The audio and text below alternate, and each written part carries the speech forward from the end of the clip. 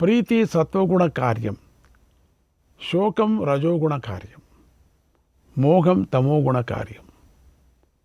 లోకంలోని భావాలన్నీ ఈ మూడింటిలోనే అంతర్భవిస్తున్నాయి. భారత బుద్ధిమంతుడు ఇంద్రియాలను అన్నిటినీ జయించాలి. సత్వరజస్తమో గుణాలు మూడు ఎప్పుడు కూడా ప్రాణులను ఆశ్రయించి ఉంటాయి. సర్వ ప్రాణుల యందు సాత్విక రాజస తామస రూపమైన త్రివిధ వేదన కనిపిస్తుంది. అంటే సత్వగుణం సుఖానుభూతిని, రజోగుణం దుఃఖానుభూతిని కలిగిస్తున్నాయి. సత్వరజోగుణాలు తమో గుణంతో కలిసినప్పుడు రెండు, అందుకని సుఖదుఖ వ్యవహారం ఉండదు, కేవలం మోహం మిగులుతుంది. శరీరంలో కానీ మనస్సులో కానీ ప్రీతి కలిగితే అది సాత్విక భావోదయమని చెప్పాలి. అదే రీతిగా మనస్సులో దుఃఖమయమైన అనిష్టభావం కలిగితే దాన్ని రజోగుణ ప్రవృత్తిగా భావించాలి. ఆ దుఃఖ వేళలో మనస్సు చింతకు లోనుకు కాకూడదు. మనస్సులో మోహం పుట్టి ఇంద్రియ విషయంలో అస్పష్టత ఏర్పడి ఏ తర్కానికి లొంగని, ఏ రీతిగానూ అర్థం కాని స్థితి ఏర్పడితే దాన్ని తమోగుణ ప్రవృత్తిగా భావించాలి. ఈ రీతిగా అయినా మనస్సులో హర్షం, ప్రేమ, ఆనందము, సుఖం, ప్రశాంతత అనుభవానికి వస్తే వాటిని సాత్విక గుణాలుగా గ్రహించాలి. అసంతృప్తి, పరితాపం, శోకం, లోభం, అసహనం ఇవి రజోగుణ చిహ్నాలు. అవి సకారణంగానూ నిష్కారణంగానూ కలుగుతాయి. ఏ రీతిగానైనా అవమానం, మోహం, ప్రమత్తత, స్వప్నం, అలసట కలిసి ఉంటే తమోగుణ రూపాలని తెలుసుకోవాలి. మనస్సు ఎంతో దూరం వెళుతుంది, ఎన్నో విధాలుగా నడుస్తుంది. అది కోరికలకు నెలవు, సంశయాలకు ఆకారం. అటువంటి మనస్సును చక్కగా నియంత్రించుకున్నవాడు ఇహపరలోకాలలో సుఖిస్తాడు కూడా. సత్వం, క్షేత్రజ్ఞుడు ఇవి రెండు కూడా సూక్ష్మతత్వాలు అయినా వాటి మధ్య భేదం ఉంది. సత్యం గుణాలను సృష్టిస్తుంది, క్షేత్రజ్ఞుడు గుణాలను సృష్టించడు ఎప్పటికీ. అంటే మేడిపండు దానిలోని కీటకాలు ఎప్పుడూ ఒకే చోట ఉంటాయి, అయినా వాటి ఉనికి విడివిడిగానే ఉంటుంది. అలాగే సత్యం, బుద్ధి, క్షేత్రజ్ఞుడు, ఆత్మ ఒకే చోట ఉన్న వేరువేరుగానే వాటిని భావించాలి. చేప ఎప్పుడు కూడా నీటితో కలిసి ఉంటుంది, అయినా అవి రెండు వేరువేరే. అదే రీతిగా బుద్ధి, ఆత్మ స్వాభావికంగా కలిసి ఉన్నప్పటికి కూడా బుద్ధి, ఆత్మ అవి రెండు భిన్న పదార్థాలే. గుణాలు ఆత్మను తెలియలేవు, కానీ చైతన్య రూపమైనటువంటి ఆత్మ గుణాలను పూర్తిగా గ్రహిస్తుంది కూడా. అది గుణాలకు సాక్షి మాత్రమే అయితే గుణాలతో కలిసి ఉన్నట్లు తనను తాను భావిస్తుంది అంతే. అంటే గదిలోని దీపం గదికున్న రంధ్రాల ద్వారా కాంతిని ప్రసరింపజేసి వస్తువును గ్రహించినట్లు ఆత్మ కూడా జ్ఞానచేష్ట శూన్యాలైనటువంటి 7 ఇంద్రియాల ద్వారా పదార్థాను అనుభవాన్ని పొందుతుంది. బుద్ధి గుణాలను సృష్టిస్తుంది, ఆత్మసాక్షి వాటిని చూస్తుంది. బుద్ధి క్షేత్రజ్ఞుల ఈ కలయిక అనాదిగా ఉన్నది. బుద్ధికి క్షేత్రజ్ఞుడు తప్ప మరొక ఆశ్రయం లేదు. క్షేత్రజ్ఞుడికి బుద్ధి తప్ప అసలు మరొక ఆశ్రయం లేనేలేదు. బుద్ధి మనస్సుతో సంబంధం కలిగి ఉంటుంది, గుణాలతో దానికి ప్రత్యక్ష సంబంధం కూడా లేదు. రశ్మీంస్తేషాం మనస యదా సమ్యక్ నియచ్చతి తదా ప్రకాశతే స్యాత్మా ఘటే దీపో జ్వలన్నివ.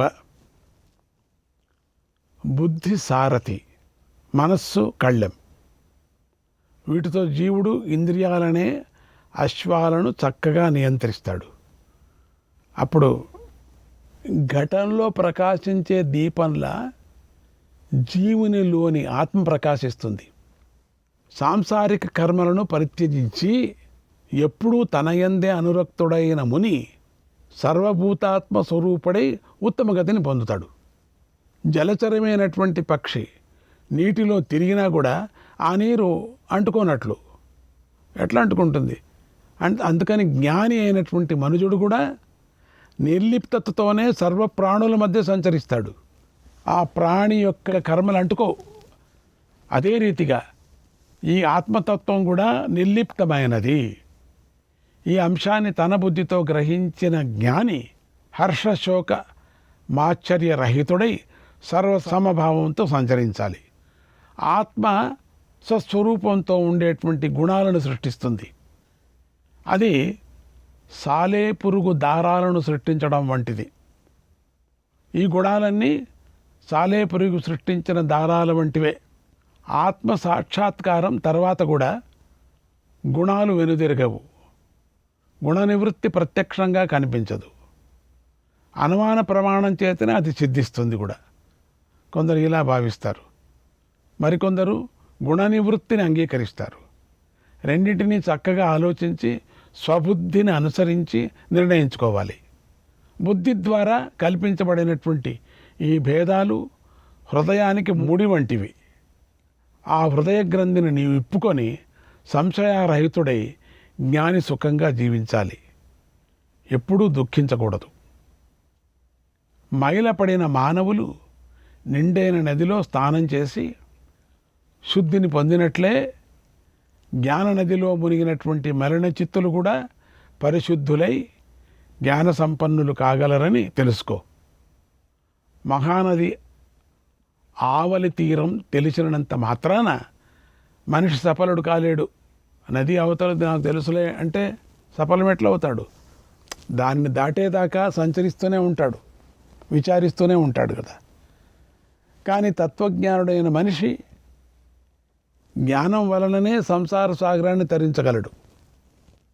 ఇక్కడ జ్ఞానమే ఫలస్వరూపం. బుద్ధి ద్వారా ప్రాణుల గమనాగమనాలను గూర్చి మెల్లమెల్లగా ఆలోచించి గ్రహింపగలడు. గమనాగమనాలు ఉత్తమమైనటువంటి ఆధ్యాత్మ జ్ఞానాన్ని పొంది పరమశాంతిని కూడా పొందగలడు. ధర్మార్థ కామాల స్వరూపాన్ని తెలుసుకొని వాటిని గురించి చక్కగా ఆలోచించి వాటికి దూరమైన మనసుతో ఆత్మతత్వాన్ని అనుసంధానం చేసి యోగి అయి ఆత్మకాని విషయాలపై అనాసక్తుడైన వాడు తత్వదర్శి అవుతాడు. ఇంద్రియాలు భిన్న భిన్న విషయాలపై ప్రసరించే స్వభావం గలవి. వాటిని నివారించడం చాలా కష్టం. మనస్సును అదుపు చేయలేని వాడు అటువంటి ఇంద్రియాల ద్వారా ఆత్మసాక్షాత్కారాన్ని పొందలేడు. దీన్ని తెలుసుకోవటమే జ్ఞానం. జ్ఞానానికి దీనికన్నా వేరు లక్షణం లేదు. బుద్ధిమంతులు ఆ పరమాత్మ తత్వాన్ని తెలుసుకొని తమను తాము కృతకృత్యులుగా భావిస్తారు. అజ్ఞానులు తీవ్రంగా భయపడే సంసారాన్ని గూర్చి జ్ఞానులకు భయం ఉండదు. జ్ఞానులందరికీ ఒకే విధమైనటువంటి ఫలం ఉంటుంది. గుణభేదం ఉన్నప్పుడే ఫలభేదం. జ్ఞానులు గుణభేదం లేనివారు. నిష్కామ భావనతో చేసినటువంటి కర్మ గత జన్మలలో ఆ కర్త చేసిన కర్మ సంస్కారాలను కూడా నశింపజేస్తుంది. గత జన్మలోనూ ఈ జన్మలోనూ ఆ కర్త చేసిన కర్మల ఫలితం అతనికి ప్రియము కాదు, అప్రియము కాదు. ఆతురుడైన వాడిని జ్ఞానులు ధిక్కరిస్తారు. అటువంటి వాడు చేసిన ఆ దుష్కర్మ అతనికి అన్ని జాతుల్లోనూ జన్మ కలిగిస్తుంది.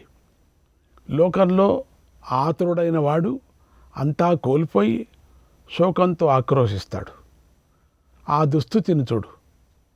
సజ్జనులు పాటించే సగుణోపాసన నిర్గుణోపాసనల ఫలాన్ని గ్రహించిన వాడు శోకరహితుడై కుశలుడై జీవించటాన్ని కూడా చూడు అని అంటూ శ్రీకృష్ణాయ పరమాత్మనే నమః. 195వ అధ్యాయం ధ్యానయోగ వర్ణన. ఇది బాగుంది.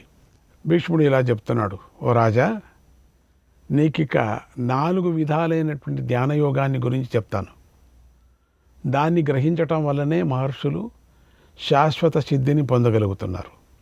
మోక్షంపై మనస్సును పెట్టి జ్ఞానతృప్తులై యోగులైన మహర్షులు ధ్యానాన్ని చక్కగా అనుష్ఠించటానికి అనువైన మార్గాలను అవలంబించారు. నా వర్తంతే పునః పార్థ ముక్తా సంసార దోషతః జన్మదోష పరిక్షీణాః స్వభావే పర్యవస్థితాః. సాంసారిక దోషాల నుండి విముక్తులై జనన దోషరహితులై పరమాత్మ స్వరూపంలో నిలిచిన ఆ మహర్షులు పునర్జన్మను పొందరు. ధ్యానయోగ సాధకులు ద్వంద్వరహితులు, నిత్యము సత్వగుణ సంపన్నులు, దోషరహితులు, నియమవంతులు కావాలి. సంగరహితులై ధ్యాన విరోధులు కాక మనశ్శాంతిని కలిగించగల ఇంద్రియాలను ఒక్కటి చేసి కట్టెలాగా స్థిరంగా నిలిచి ముని మనస్సును ఏకాగ్రం చేసి పరమాత్మ ధ్యానంలో నిలపాలి. సమర్థుడైన యోగవేత్త ధ్యాన వేళలో చెవితో శబ్దం వినరాదు. ఇది అందుకని కరణ సమాధి అని చర్మతో స్పర్శను గ్రహించరాదు. అందుకని ఇక్కడికి ఇండుకోండి ఉంటే ఆ స్పర్శనే గ్రహించుకోకుండా ఆ మనస్తత్వం పూర్తిగా పరమాత్మలో లయం చేయాలి. కంటితో రూపాన్ని చూడరాదు. కన్ను తెరుచుకున్నప్పుడు కూడా రూపం చూడకూడదు. నాలుకతో రసాలను తెలియరాదు. ఎటువంటి వాసనలను చూడరాదు. ఇంద్రియాలను మథించే విషయాలను మనసా కూడా భావించరాదు. ఆ తర్వాత విచక్షణుడైన యోగి పంచేంద్రియాలను మనస్సులో స్థిరం చేయాలి. ఆ తర్వాత పంచేంద్రియాలతో పాటు చంచలమైన మనస్సును పరమాత్మ ధ్యానంలో నిలపాలి. అదే మౌనం. మనస్సు నానా విధాలుగా సంచరించేది. ఆలంబనం అనేది లేనిది. పంచేంద్రియాలనే ద్వారాలు గలది. చాలా చంచలమైనది. అటువంటి మనస్సును ధీరుడైన యోగి ధ్యాన మార్గంలో ఆత్మలో లగ్నం చేయాలి. యోగి ఇంద్రియాలతో సహా మనస్సును ఏకాగ్రం చేయటం ధ్యాన మార్గంలో మొదలు. నేను ధ్యాన మార్గంలో తొలి ధ్యాన మార్గాన్ని వర్ణించి చెప్పాను. ఈ రీతిగా ప్రయత్నించి ఇంద్రియ సహితమైన మనస్సు కొంతసేపు స్థిరంగా ఉంటుంది. ఆ తర్వాత మేఘంలోని మెరుపులాగా వీలు చిక్కగానే మరలా ఇంద్రియాల వైపు చలిస్తుంది. ఆకు మీద పడిన నీటి బొట్టు నిలకడలేక అంతటా కదులుతున్నట్లు ధ్యాన మార్గంలో ఉన్నవాడి మనస్సు కూడా అంతటా కదులుతుంటుంది. ఏకాగ్రమైన తర్వాత క్షణకాలం ధ్యాన మార్గంలో నిలకడగా నిలుస్తుంది. ఆపై మరలా నాడి మార్గంలో ప్రవేశించి భ్రాంతిపడి గాలిలాగా చలిస్తూ ఉంటుంది. ధ్యానయోగం తెలిసినవాడు మనస్సు చలించిన వేళలో బాధపడకుండా, కష్టపడకుండా, అలసత లేకుండా, మాశ్చర్యం లేకుండా మళ్ళీ ధ్యానంలో మనస్సును లగ్నం చేయాలి. చేస్తూనే ఉండాలి. ధ్యానాన్ని ఆరంభించిన యోగికి ముందుగా మనస్సులో ధ్యాన సంబంధమైన విచారం, వివేకం, వితర్కం కలుగుతాయి. ధ్యాన సమయంలో మనస్సు కష్టపడినా యోగి నిర్వేదానికి లోను కారాదు. ఇంకా ఏకాగ్రతతో సాధన చేయాలి. ఆత్మహితానికై ప్రయత్నించాలి. దుమ్ము, బూడిద, ఎండిన పేడపొడి వీటిని కుప్పలుగా పోసి ఒకేసారిగా నీటిని కుమ్మరించినా కొంతమేర తడుస్తాయి, కానీ కింద వరకు పూర్తిగా తడవు. కొంచెం కొంచెంగా మెల్లగా తడుపుతూ ఉంటే అవి ముద్దవుతాయి. ఒకటే పారిపోస్తే తడవవు. అదే రీతిగా ఇంద్రియ సముదాన్ని కూడా మెల్లమెల్లగా విషయాల వైపు నుండి మరలించాలి. మెల్లమెల్లగా నీళ్లు పోస్తే ఎట్లా తడుస్తుందో ఆ మట్టి ముద్ద పేడలు అదేవిధంగా మనస్సును ధ్యానం వైపు క్రమంగా నడిపించాలి. అప్పుడే చిత్తశాంతి లభిస్తుంది. చాలామంది ధ్యానం నిలుస్తుందని నాకు అంటారు. 6 నెలలు కావచ్చు, 6 ఏళ్ళు కావచ్చు, 60 ఏళ్ళు కావచ్చు, యోచన చేయొద్దు, నడుపు. సాధననే నీకు తపస్సు.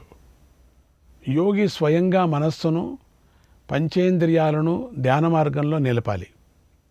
ఆపై ధ్యాన యోగాన్ని నిత్యము అభ్యాసం చేస్తూ శాంతిని పొందవచ్చు. ఈ రీతిగా మనోనిగ్రహంతో ధ్యానయోగి పొందే సుఖం మరే ఇతర పురుష ప్రయత్నం వలన కానీ, మరే అదృష్టయోగం వలన కానీ సిద్ధించదు. అట్లా ధ్యానం చేస్తూ ప్రాక్టీస్ చేస్తూనే ఒక సుఖం. ఈ సుఖాన్ని అనుభవించిన యోగి మరింతగా ధ్యానయోగంపై ఆసక్తిని పెంచుకుంటాడు. అదే ముక్తి. తద్వారా యోగులు శోకరహితమైన నిర్వాణ పదాన్ని పొందుతారు. శ్రీకృష్ణాయ పరమాత్మనే నమః. ఎంత అద్భుతమైనటువంటి ధ్యానయోగ సిద్ధిని మనకు నేర్పించారు. 196వ అధ్యాయం. నారాయణ కృష్ణ శ్రీహరి. యుధిష్ఠిరుడు పితామహుడిని ఇట్లా అడుగుతున్నాడు, నాకు 4 ఆశ్రమాల గురించి, రాజధర్మాలను గురించి తెలియజేశాం. ఇంతవరకు మనం తెలుసుకున్నటువంటి 4 ఆశ్రమాల ధర్మాల గురించి. ఆశ్రమ ధర్మాలు బాల్యావస్థ కానీ, యౌవనావస్థ కానీ, గృహస్థాశ్రమ కానీ, వానప్రస్థాశ్రమం కానీ, సన్యాసాశ్రమం కానీ, ఇవన్నీ ఆశ్రమాలు అంటారు. శ్రమ లేనటువంటిది. ఆశ్రమం అంటే శ్రమ లేదు అని అర్థం.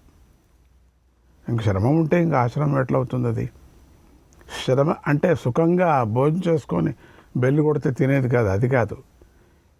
శ్రమ అంటే సాధనకు శ్రమ లేనటువంటిది, సాధన బాగా సాగేటువంటి ప్రదేశము, మనస్సు ప్రశాంతతగా ఉండే ప్రదేశాన్ని శ్రమ లేదు అంటాం. అంతేగాని ఇక్కడేది శ్రమ తెలిసిన పని లేదు. పొద్దున్నే భోంచేసుకొని, పొద్దున్నే పలారం తిని, తర్వాత మధ్యాహ్నం భోంచేసుకొని, అట్లా కాదు. అది బాగా శ్రమ లేదు, హాయిగా ఉండొచ్చు, ఈ విధంగా కాదండి. పాపాన్ని తింటున్నామని అర్థం కూడా అవుతుంది. జాగ్రత్తగా ఉండండి. మనము ఇక్కడ శ్రమతో, శరీర శ్రమతో కూడి సేవ చేస్తూ మానసికమైనటువంటి శ్రమ లేక ఉండేటువంటిది ఆశ్రమం అని అర్థం. అలాగే వివిధ విషయాలకు సంబంధించిన భిన్న భిన్నమైనటువంటి కథలను కూడా ఎన్నిటినో చెప్పావు. ధర్మసంగతాలైనటువంటి కథలను నీ ద్వారా విన్న తరువాత నాకు ఒక సందేహం కలుగుతుంది. జపతత్పరులైన వారు పొందగల ఫలాన్ని గురించి వినాలనుంది. జపించేవారు పొందే ఫలితం ఏమిటి? జపతత్పరులు ఏ లోకాలను అధిష్ఠించగలరు అనే ఒకటి. గురువు ఇచ్చినటువంటి జపాన్ని చేస్తే, ఎప్పుడు జపం చేయి, 5000 జపం, 1,00,000 జపం, ఇట్లా 1,00,00,000 జపం, వాళ్ళ గతి ఏమిటి అనేది ఒకటి అడుగుతున్నాడు. జపాన్ని గూర్చిన సంపూర్ణ విధానాన్ని జాపకులంటే ఎవరు? జపం అనేది సాంఖ్యయోగమా, లేక ధ్యానయోగమా, లేక క్రియాయోగమా, లేక జపం అన్నది యాగ విధియ? జపించబడేది ఏది? ఇదంతా నాకు చెప్పు అన్నాడు. శ్రీకృష్ణాయ పరమాత్మనే నమః.